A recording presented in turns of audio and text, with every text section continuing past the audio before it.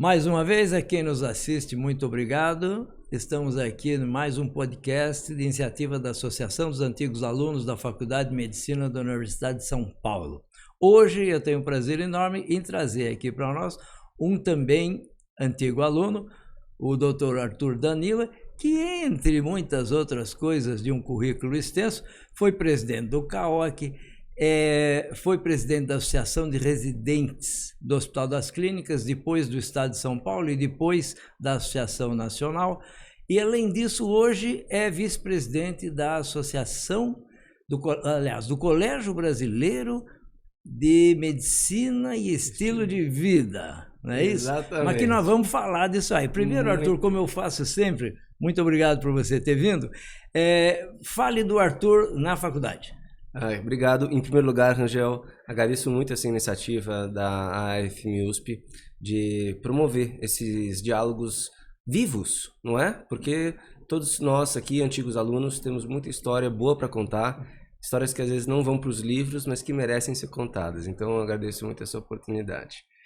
Você perguntou como é que foi a minha vida universitária. Bom, foi uma vida muito rica de oportunidades, de atividades. Eu entrei em 2006 e na época a gente estava lá na aula de anatomia, eu lembro muito bem disso. Então estava aquele anfiteatro grande e era uma das primeiras aulas, se não fosse talvez a primeira. Falaram assim, precisamos escolher um representante de turma. Aí eu já fui meio que, sabe, me escondendo. Eu sempre fui muito tímido, pode não parecer, mas eu sempre fui. Me considero até uma pessoa tímida. E eu tinha já uma panelinha de amigos que eu já tinha conhecido na semana de recepção, né, dos calouros e tal. E aí eles falaram, todo mundo apontou pra mim. Eu falei, tá bom, vou aceitar. Mal sabia eu que isso, por um lado, ia ser muito legal, porque me abriria contato com toda a minha turma. Eu posso dizer que eu conheço 180 colegas da minha turma que se formaram comigo. Mas também me abriu oportunidades para depois ir para o centro acadêmico e assim por diante, ter uma vida associativa muito grande, representativa, sempre pensando além da minha só formação, né, que foi uma formação exemplar, não tenho o que dizer. Gostei muito do que eu vivenciei, não que não tivéssemos perrengues na nossa faculdade, não dá pra não ter. Sempre temos, mas tenho ótimas lembranças, mas muito de uma vida universitária preenchida por relações humanas, por amizades, por trocas, por aprendizados de outras realidades que eu não tive acesso.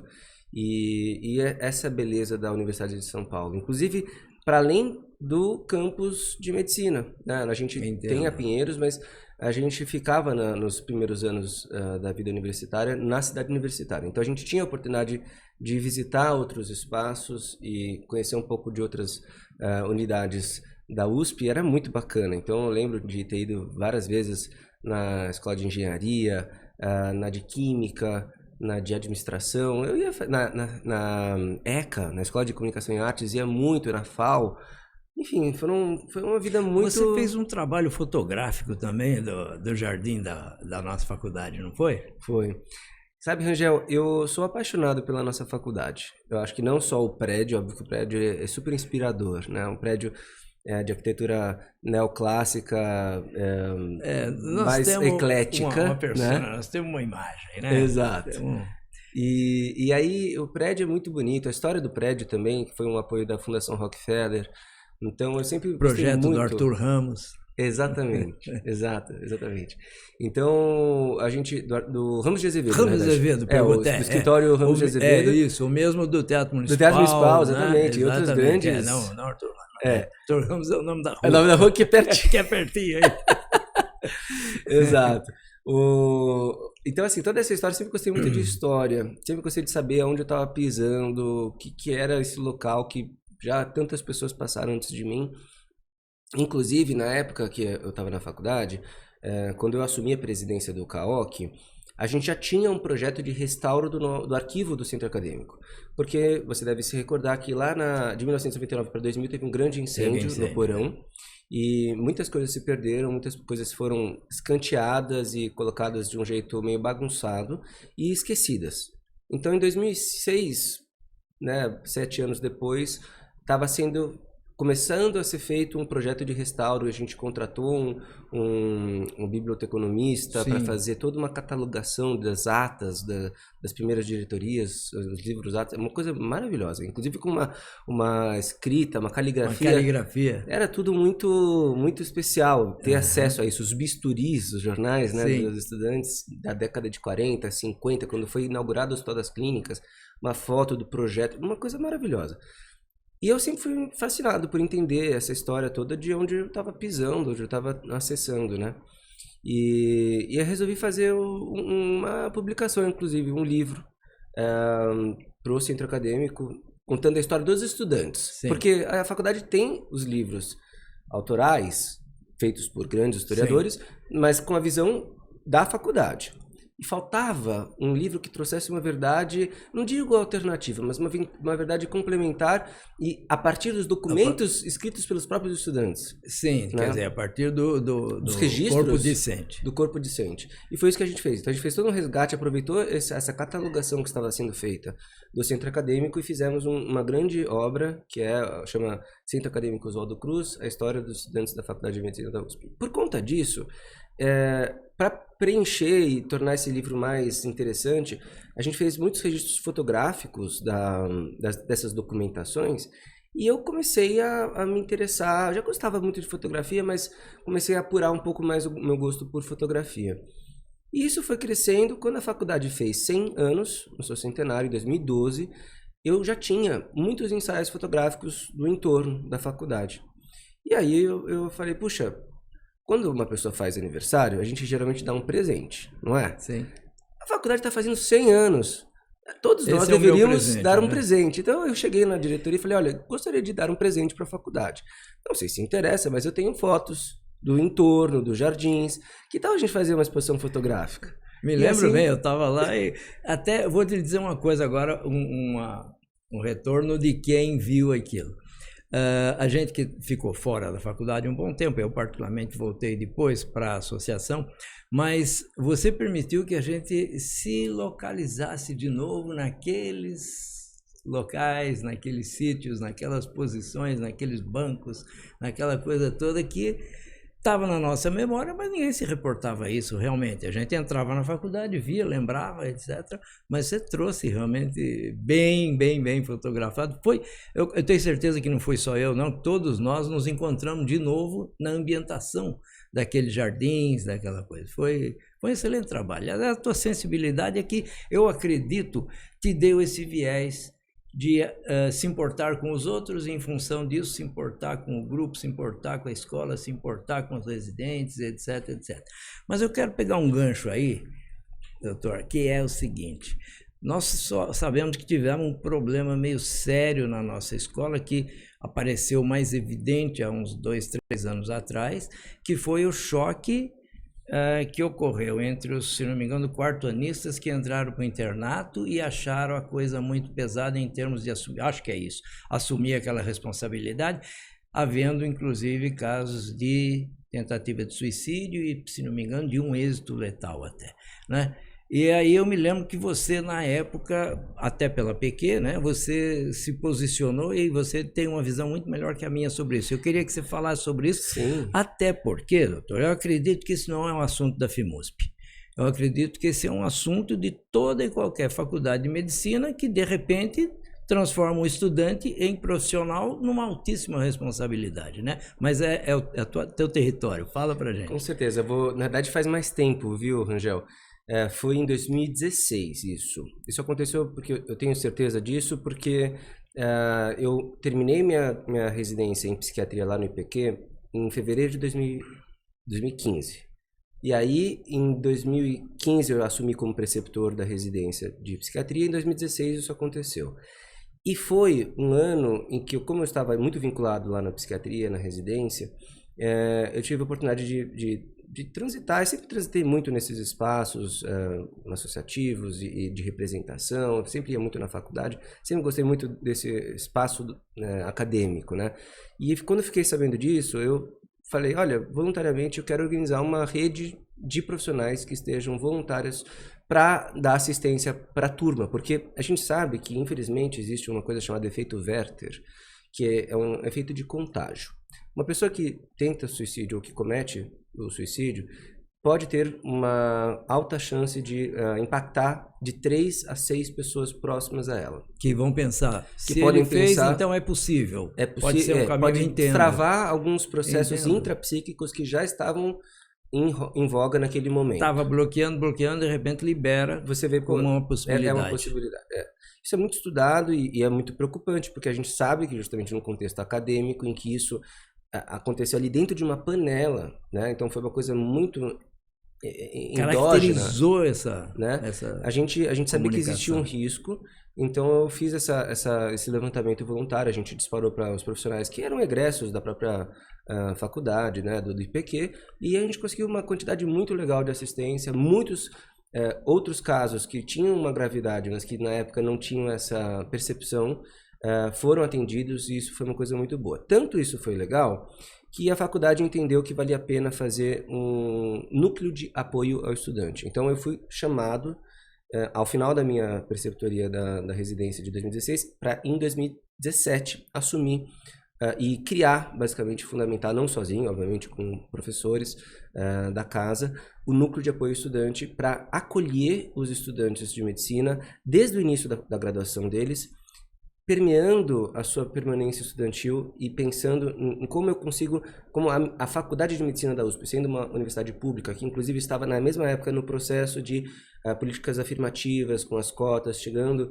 pessoas com dificuldades socioeconômicas, então pensa nesse caldo ali socioeconômico, esse agravante, que é um fator agravante, né, que coloca em risco a saúde mental também, como garantir que a nossa missão de faculdade de medicina, de formar médicos, seja bem sucedida, de maneira que a gente tenha menor evasão e que tenha mais sucesso desses profissionais se sentirem aptos e condizentes com a prática futura. Sim. Mas eu quero te explorar um pouquinho no seguinte aspecto. Lógico, cada um, mas de uma forma mais que a gente possa entender bem. O que aconteceu, o que acontece nesse momento na vida do estudante atual, isso que a gente quer como entender de um psiquiatra. Esse trabalho que a gente fez lá no Núcleo de Apoio ao Estudante foi muito legal, porque ele deu justamente a capacidade de a gente aprofundar essa visão. Lembrando que a Faculdade de Medicina, historicamente, tem um grupo especializado de assistência ao aluno, que é o GRAPAL. Sim. Grupo de Assistência Psicológica ao Aluno, que desde 1986 existe, do professor Paulo Vaz Arruda, mas que naquela época tinha já distanciado de algumas premissas. Inclusive naquele momento foi um momento importante de revisitar o serviço. O professor Eduardo Umes na época assumiu como psiquiatra a coordenação do GRAPAL. E por que isso é importante? E aí, chegando na tua pergunta, a saúde mental do estudante de medicina, hoje os estudos são muito claros em dizer ela é pior do que a população geral da mesma idade e dos mesmos recortes socioeconômicos. Então, se eu comparar a população geral da mesma idade, com as mesmas características sociodemográficas, com a população de estudantes de medicina, a população de estudantes de medicina é mais deteriorada do ponto de vista de saúde mental. Quais são os principais agravantes? Depressão, transtornos de ansiedade, burnout no estudante de medicina, insônia e até transtornos alimentares. Tá? Aí tem taxas mais altas do que na população geral. O suicídio, a tentativa de suicídio, é um desfecho desfavorável desses quadros não bem tratados. Um conjunto, uma coisa mais, outra menos, mas todos têm esses componentes. É uma via final, vamos dizer assim. Se você não atua bem, prevenindo e tratando quem já está adoecido, o risco de suicídio aumenta. Ou seja, a intervenção não é só a prevenção do suicídio, é tratar bem essas pessoas. Essas pessoas estavam ali menos assistidas. Então, o que eu posso te dizer? Será que é a faculdade de medicina a grande vilã? Não, não é.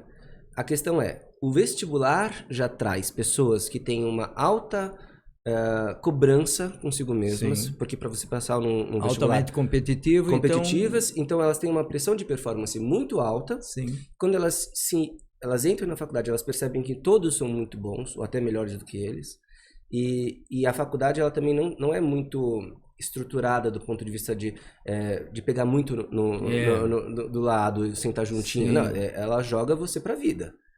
Uma pergunta que quero colocar aqui, porque eu tenho certeza que muitos colegas colocariam isso.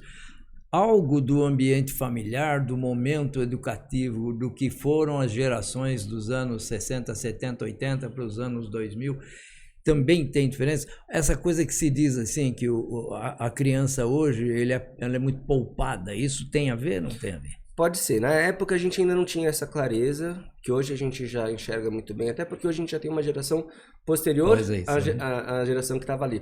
Lembrando que a gente fala de gerações a cada 10 anos, entre 10 e 15 anos. Então estamos falando de 2016, hoje 2020, quase 2025 aqui, né? Então já estamos numa nova geração. Essa é uma geração que foi poupada, era o que estava começando a ser mais poupado, e ao mesmo tempo, num momento em que você tinha uma expectativa de performance muito alta, uma falta de suporte, de visão de suporte social mais aprofundado. Sim. Não existia essa leitura. E falta de suporte acadêmico também. Porque hoje a gente entende que para o aluno ser bem sucedido, isso inclusive seria uma fonte de alívio dele, dessa pressão de performance, ele entender que ele está progredindo adequadamente academicamente. Como não existia uma via de suporte nesse sentido, pedagógica mesmo, Sim. Um apoio pedagógico. E esses alunos, eles, quando não iam bem nas matérias, e o começo da faculdade é muito traumatizante, as escolas, as cátedras básicas são não nos poupam de forma alguma, né? Exatamente. A minha turma começou com neuroanatomia. Exato, aí ó, você vê.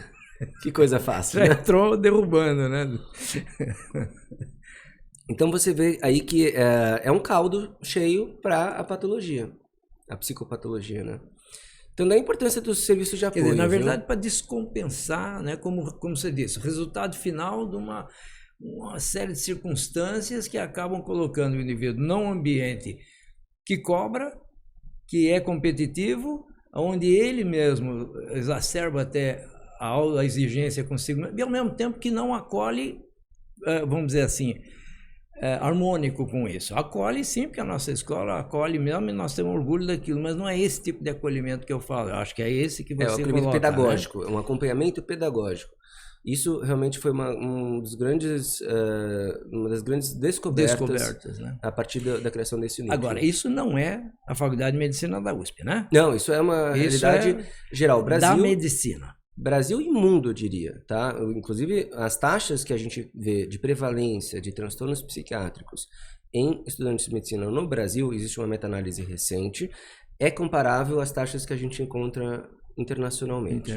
Então não é um efeito me parece que um quadro semelhante, só para focalizar, acontece muito na China, onde aquele momento em que ele ou está entre os que vão intelectualizar e os que vão para o trabalho braçal é um momento decisivo, meio e sem retorno, né? Uhum. Ele não alcançou ali, ele está, de uma certa forma, vamos dizer, condenado a ficar na base de trabalho braçal e etc. E o que também gera uma quantidade enorme de suicídios e violência e etc, etc. Quer dizer, eu acho que é o mesmo momento, né? A mesma virada que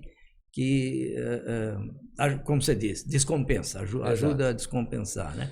Inclusive, até muito preocupados com essa questão, eu acho que uma contribuição legal que a gente fez na USP, não só na USP, mas existe um fórum de serviços de apoio ao estudante, Sim. que é o Força, que eu sou da coordenação executiva. Nós produzimos um livro, que é um manual prático de saúde mental do estudante de medicina, justamente para poder ajudar as faculdades de medicina no Brasil a identificarem pontos sensíveis e poder prevenir. E também nós temos que divulgar isso. Por quê? Vou te contar uma experiência própria.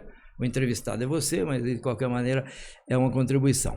Na época em que se deu conhecimento dessa coisa que acontecia, eu participei de uma reunião com professores, etc., onde foi sugerido que os professores começassem a dar palestras para os alunos sobre a importância da medicina, a responsabilidade da medicina. Naquele momento eu tive um insight que eu acho que foi muito útil, você vai dizer se eu estava certo ou errado ou não, mas que naquele momento, inclusive, quem propunha era um cirurgião, né? Eu falei, professor, perfeito, mas eu lhe pergunto uma coisa. O que o senhor acha de nós trazermos aqui um paciente para fazer uma apendicectomia e chamássemos um colega psiquiatra para fazer? Eu senti que... Porque o que eu pensei na hora? Você vai para um pessoal que nós, que não somos psiquiatras, pouco entendemos. Falar para ele da beleza da medicina, da responsabilidade. Você pode estar dando um empurrãozinho que falta. Porque é elefante em loja de cristal, pensei eu na hora. Então, por isso eu disse, vamos trazer um psiquiatra para fazer uma apendicectomia aqui? Ele falou, mas o que você está falando? Eu falei, nós não podemos fazer isso.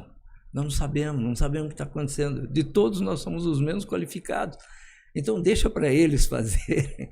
Porque pensei eu, e acho que continuo nesse pensamento, se você me concorda comigo, que não é um ambiente fácil que você chega e fala da beleza, da importância das coisas, do seu currículo maravilhoso e que eles podem te copiar. Às vezes você pode estar acabando de drogar a pá de terra que falta, né, naquilo. Exato. Ali.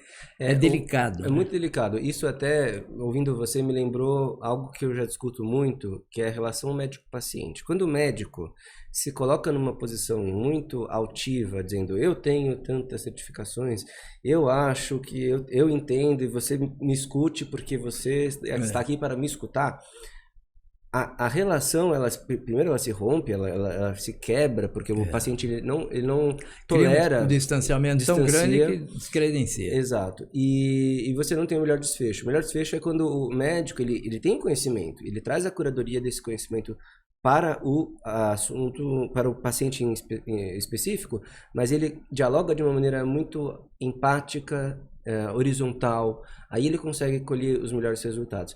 Então, não adianta o médico falar, olha, a medicina é isso, veja quantas coisas boas eu fiz, porque isso não... Realmente pode ser não, até pode ser o contrário da coisa, quer dizer, ele não está me enxergando, ele está se enxergando, exato, né? Exato. Isso me permite te fazer mais uma colocação, Arthur, vou te explorar mesmo, porque... Estamos aqui para isso. Você é muito didático, fica fácil. Às vezes eu te trago um pouquinho mais aqui pro leigo, né? Porque senão você vai pro psiquiatrista e pode me atrapalhar muito. Mas e a profissão médica, vamos lá, não mais o acadêmico, vamos falar da profissão médica. O que você viu, vê, o que você leu, o que você presencia e até rotas de fuga aí. O que nós temos aí? Ótima colocação. Rangel, eu me interesso muito por esse assunto. Eu acho que isso acabou sendo tão presente na minha vida, essa coisa do colegiado, de estar junto, olhar os colegas, ver as necessidades, que isso virou algo muito intrínseco na minha própria prática profissional. Aliás, hoje no meu consultório tenho muitos colegas, inclusive muitos colegas da casa, né? Acho que até seria um assunto legal depois se a gente conversar um pouco sobre isso, porque Maravilha. Os colegas adoecem, sim, e eles precisam de ajuda. Não só psiquiátrica, sim. De todas as áreas, somos humanos, né? Mas a gente guarda isso para depois. Já a gente fala sobre isso. Ótimo. Voltando para a sua pergunta. Então, eu fui da Associação de Residentes lá da USP, depois do Estado de São Paulo, e a Associação Nacional de Médicos Residentes. Então, de toda essa trajetória na residência, eu vi que o residente ele é um profissional em formação que adoece mais do que o estudante. Tá? Porque se a pressão de performance para a faculdade de medicina é alta, na hora que você é jogado aos leões nos hospitais de ensino, aqui principalmente na USP a gente tem um grande hospital das clínicas, hospital universitário, com altíssima complexidade, com volume enorme de pacientes, você potencializa ainda mais esse... E o distanciamento é maior também, né? Porque ele está falando com Deus, né? Ele está falando com o cara que escreve os livros que ele estuda e etc, etc. Ele se sente mais apequenado ainda, né? Exato. E ele tem que fazer o que a gente chama de tocar a ficha, cavar os exames. Tem uma série de procedimentos que não são necessariamente os mais gratificantes de se fazer. Que tem vai muita para o burnout também. Que leva ao burnout, que é a sensação de falta de autonomia. Uma das coisas que é muito importante, eu tenho estudado muito essa questão da saúde mental no trabalho, a gente pode também explorar isso depois, ou até em outro momento, o quanto que o senso de autonomia e habilidade para executar a tarefa é importante para que a pessoa se sinta confortável, proativa na sua prática profissional. O residente ele está aprendendo, só que já é esperado dele uma cobrança de responsabilidade profissional, inclusive até porque ele assina, ele carimba no seu carimbo.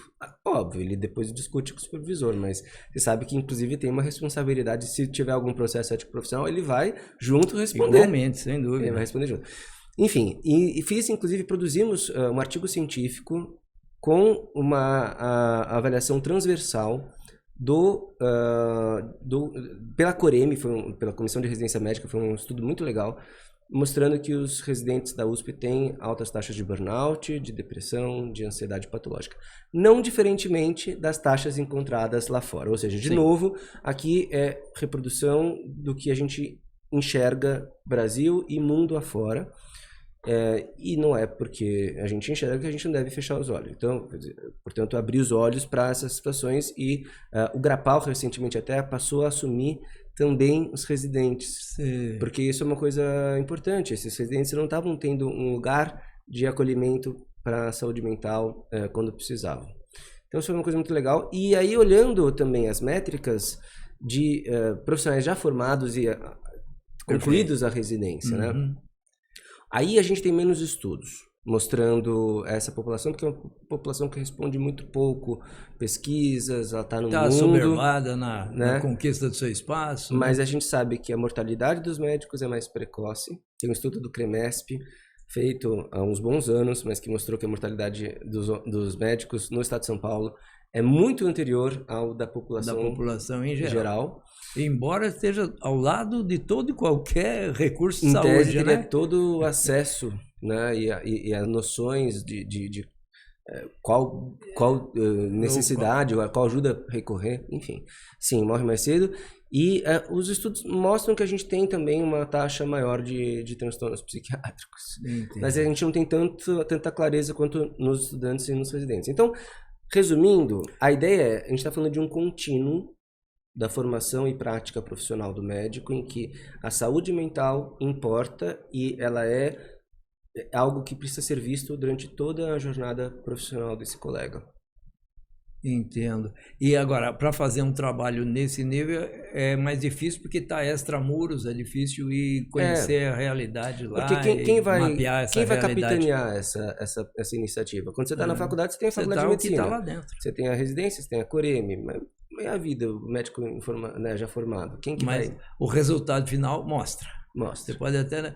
Eu acredito, penso assim, que permanece aquele sistema de cobrança, mas já o de autocobrança volta muito mais, né? Agora, nós estamos tendo uma proliferação enorme de faculdades, né? Você vê alguma mudança nesse quadro? Quer dizer, você acha que talvez, como hoje o acesso à faculdade de medicina é muito mais facilitado, porque as particulares cresceram em grande... É questão de ter dinheiro para pagar e pronto, né? Uhum. Você acha que entra lá talvez um pessoal menos compromissado ou menos cobrado? Assim, ou seja, medicina, é futurologia. É futurologia, mas enfim, eu acho que medicina sempre foi uma profissão de muita vocação. Então, a pessoa que se colocava para prestar um vestibular de medicina, já abdicava lá antes das festas, dos adolescentes. Então, por isso que eu falo, a gente seleciona lá no vestibular a população que já é mais propensa a adoecer. Né? Então, não é problema da faculdade, a própria seleção está ali já. Por outro lado, somos pessoas muito comprometidas com os nossos pacientes. Isso é muito importante para o paciente também. Sim. Então, é uma balança difícil de equilibrar. Mas, nas faculdades de medicina, quando você tem essa proliferação grande de faculdades e você passa a ter um acesso facilitado, penso eu que talvez nem todo mundo que tem uma vocação para ser médico passa a estudar medicina. Passa a estudar, seja por pressão familiar, seja por possibilidades econômicas ou até expectativas econômicas. Sim. Que muitas vezes a família entende e no final das contas a gente sabe que nem é tanto assim hoje em dia, muito pelo contrário. Cada vez menos. Né? Mas então, o que eu poderia dizer para você, não é um quadro que a gente vê sim em outras faculdades, mas hoje a gente também tem nessas novas faculdades, de uma forma geral, o sistema de ensino Problem Based Learning, PBL, que é um programa, é um jeito de ensinar medicina que depende menos das estruturas formais de sala de aula, de cadáver, laboratório, né? E hoje também tem muito uso de manequins. Então, a gente atrasa, a gente vê isso, em muitas faculdades a gente atrasa esse contato com o paciente de verdade. A gente atrasa isso e a gente até tem histórias assim de faculdades que abrem sem mesmo ter um complexo hospitalar que possa servir de campo de prática para o internato, né? Aí eu fico pensando como é que o médico vai conseguir. Quer dizer, o choque dele do quarto ano para o internato, esse aí vai ter do sexto ano para residência ou para alguma coisa assim. Quando cai na vida. É uma mudança de cenário. De ambientação de cenário, sem dúvida, né? Mas uma coisa que você prometeu que ia falar depois, então eu vou te pedir. Pois bem, já existe lá uma assistência, né, a nível da psiquiatria para o acadêmico, para o residente, né? E você me diz que no seu consultório você atende muitos colegas, né? E a gente sabe que existe uma questão que é meio complexa, que é ser médico de médicos, né? Então eu já citei isso aqui uma outra vez, mas eu tenho vários colegas que são médicos de médicos. Então ele está cheio de caixa de vinho, cheio de caneta Montblanc, cheio de obra de arte na casa dele, mas ele precisava de dinheiro para pagar a escola do filho ou outra coisa desse tipo, né? Porque a associação tem um projeto de buscar que colegas atendam colegas, né? Melhorar, facilitar esse intercâmbio, essa coisa assim, mas também fazer isso de uma forma que não seja predatória com o colega escolhido, né? Porque ele não atende o primeiro, quer dizer, atende o primeiro, não, esse é meu colega aqui, mas aí inibe o cidadão de trazer a esposa, porque ele não vai me cobrar, vou levar lá para a exploração, né? E aí não levar o filho, não levar a nora, etc. A gente está tentando, vamos dizer, criar um intercâmbio maior, lubrificar esse sistema para que ele funcione. E você ia falar disso.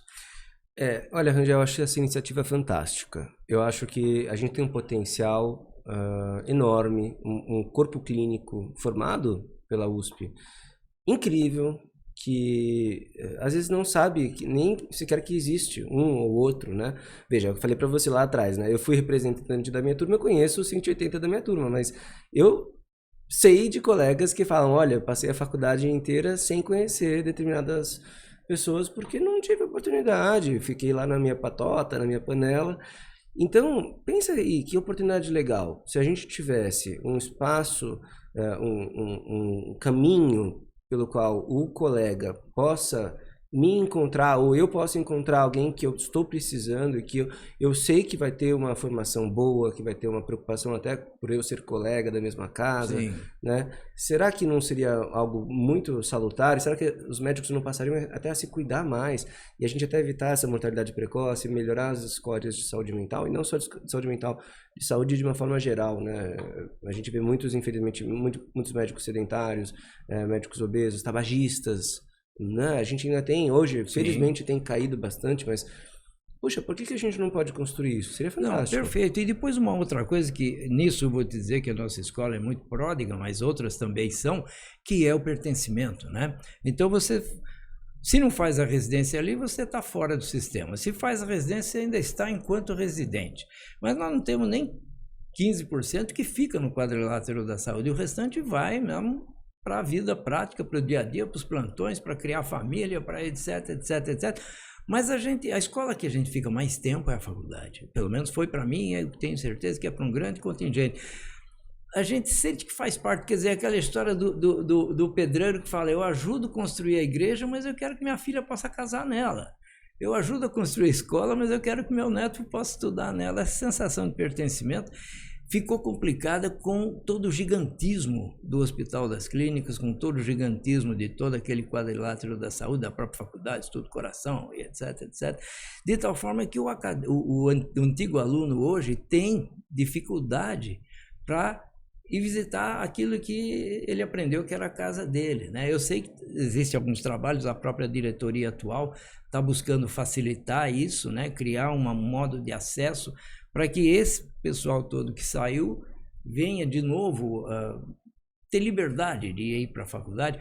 Me parece também que está um trabalho junto à Superintendência do Hospital das Clínicas para que os acadêmicos e os antigos alunos tenham acesso ao hospital onde ele se formou, onde ele trabalhou, onde ele tem orgulho, onde ele tem lembranças, de também ir buscar lá atendimento para as necessidades médicas dele, e mais do que isso, trazendo renda para o hospital, né? Porque isso não é gratuito, mas também não é extremamente oneroso, né? Mas é para que a pessoa fale, não, eu ainda sabem que eu sou daqui, ainda sou reconhecido aqui, ainda sou alguma coisa dentro desse sistema aqui, de tal forma que os colegas todos possam voltar como pacientes ou como prestadores de serviço, para o Hospital das Clínicas, para o complexo de saúde ali e voltar a se sentir fazer parte, né, daquela coisa toda. Eu fui buscar isso por via da associação,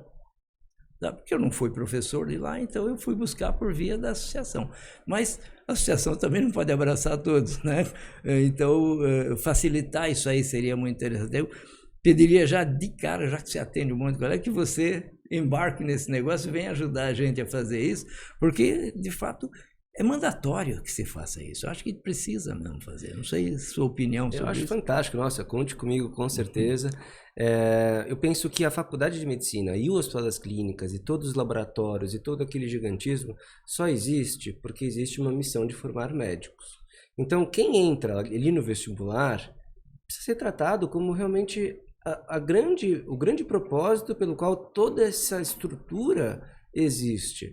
Não faz sentido que a pessoa, ao final da sua trajetória acadêmica, seja ela interrompida ao final da graduação, ao final da residência, ou durante a sua permanência acadêmica, dentro do sistema acadêmico, Sim. Não faz sentido que a pessoa não seja acolhida quando precisa daquilo que nós mais sabemos fazer, que é cuidar, né, da saúde. Ela não tem acesso a isso dentro do próprio sistema. Faz todo sentido. E pelos colegas que pertencente, ela... né? Exato. Eu acho muito interessante isso. Creio sim que a gente está conseguindo buscar isso daqui, mas de fato a gente precisa desse tipo, porque você tem trânsito, né? Por esse currículo todo, por onde você participou e aquilo tudo que você faz, você vive para cá e para lá dentro do avião, né? Dando palestra aqui, seminário lá, papapá, porque a nossa escola tem uma outra obrigação, de exportar modelos. Não é só de fazer e fazer bem feito, mas eu vejo isso.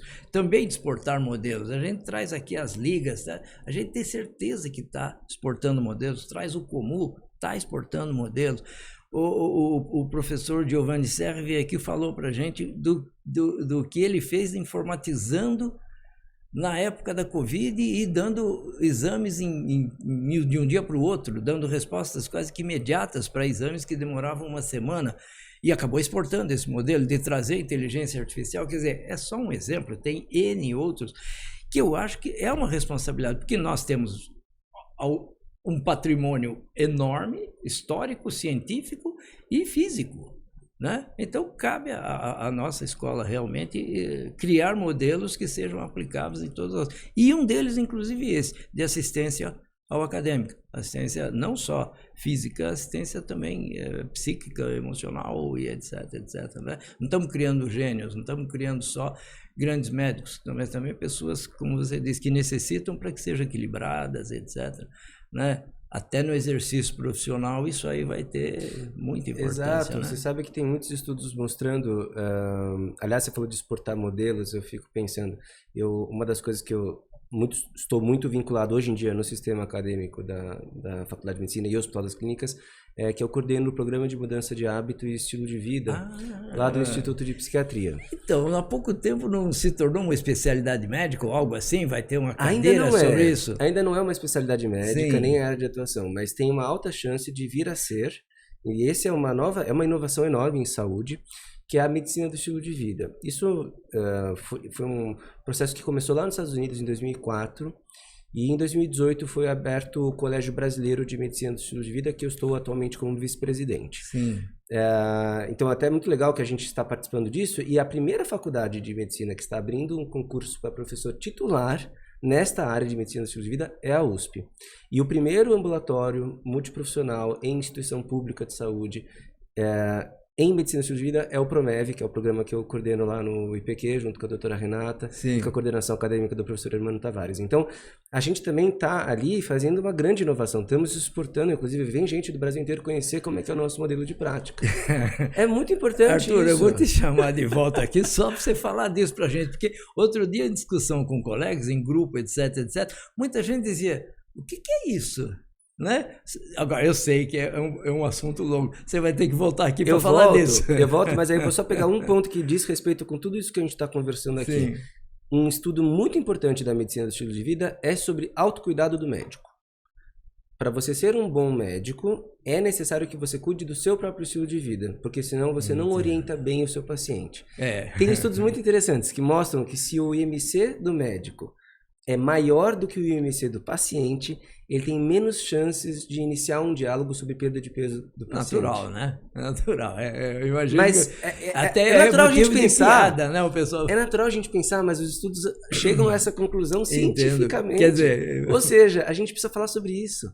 Exatamente, não é? Exatamente. Isso é assistência, isso é boa... Independente de toda a consequência que possa ter no comportamento, na atenção e na efetividade do trabalho do próprio médico, na medida em que ele também não esteja bem.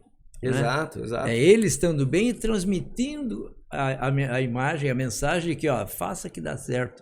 Penso que é por aí. Eu coloco sempre em termos bem leigos, porque está acontecendo uma coisa interessante. O nosso podcast era restrito aos muros da faculdade, conversando assuntos da faculdade. Mas a gente tem tido, ultimamente, uma visitação muito grande fora dos muros da faculdade, por trazer os assuntos assim, dessa forma mais dissecada, mais didática e fácil de entender, e assuntos como esse, por exemplo, que eu sei porque no grupo de colegas se falou sobre isso e porque está acontecendo dentro da Faculdade de Medicina da USP, mas com certeza os outros colegas médicos das outras escolas ainda vão ser abordados sobre isso para conhecer esse tema. Então, temos que falar sim, precisamos conversar sobre isso, certo? Com certeza.